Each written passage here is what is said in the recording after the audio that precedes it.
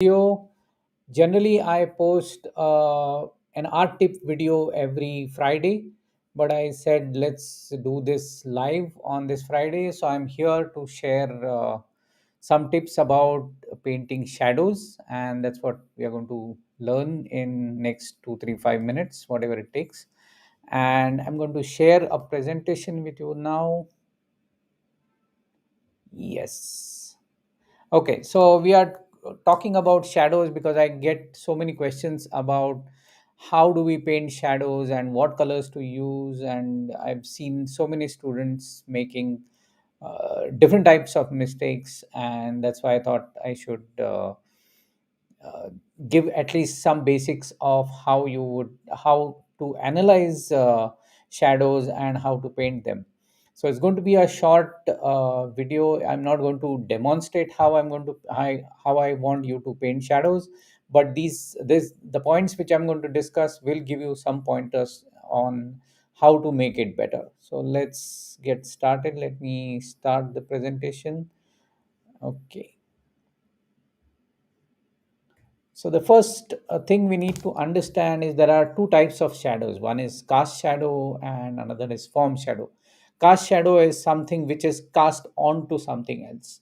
For example, if there is a tree and there is ground and there is grass on that, then if this tree casts shadow on this grass, then it's what you see here is the cast shadow, whereas the form shadow is a shadow which is cast onto itself, or rather it forms on the object itself. So if there is a fruit like this, let's say an apple, and if the light is coming in from here, then this part will be in light and this part will be in shadow, and this shadow is called the form shadow because it gets created when the form turns away from the light source.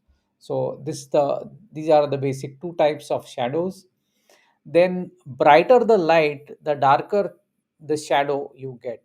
So if you want to suggest, let's say you're painting a landscape and you want to suggest a very bright day having a lot of sunshine and blue sky, then you should paint the shadows very dark. So that will create the contrast and create an impression that it's a very bright day. Whereas if you want to suggest a kind of cloudy day, there is not much sunshine, then you should paint the shadows in muted gray, so that and not very dark, so that it creates an impression of it being a cloudy day. Then the position of the light source also defines, or rather position of the art source defines the length of the shadow. For example, if this is a tree and the sun is shining from top, then the shadow will be just near the base of the tree, whereas if it's evening time and the sun is near the horizon, then you must have seen that the trees, and even when we stand on seashores, we cast a long shadow when it's sunset time or sun morning time basically. So look at the scene and determine where the light source is, and accordingly paint the length of the shadows. Point number 4 is how different sources of light brighten up the areas on an object. For example, so if, let's say, again taking an example of an apple, and if there is it's in open area and the sun is shining from this side, then this part will be sun lit by the direct sunlight, and this part will not receive any direct sunlight, but there is blue sky above, and that sky emits blue light, and that's why the shadow area on this side will be lit by this blue light. Okay, so that ties up into the next point which we are going to discuss, which is about what color to paint the shadow in. Okay, so the color of the shadow should be a darker version of the local color plus complementary color of the light source. So what I mean by that, local color is, for example, a tree is casting shadow on a field of grass. Then the local color of grass is, let's say, green. The grass is green, so the local color is green. Plus, if the sunlight is bright yellow, or the bright daylight what we are getting, then the complementary color is that of that bright yellow is blue violet.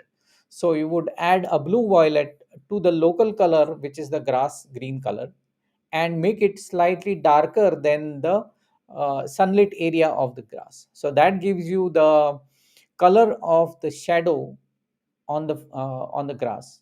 So that's how we should be able to looking at shadows, and then deciding what should be the shape, what should be the length, what should be the color of these shadows, and so on. I hope these 5 points will give you some insight into how to paint them, how to identify them, and will help you paint better paintings. So, in addition to this Friday's art tip, which I wanted to give you live, I'm also I want to make one announcement, or at least give you a reminder that I'm doing. Let me bring it up.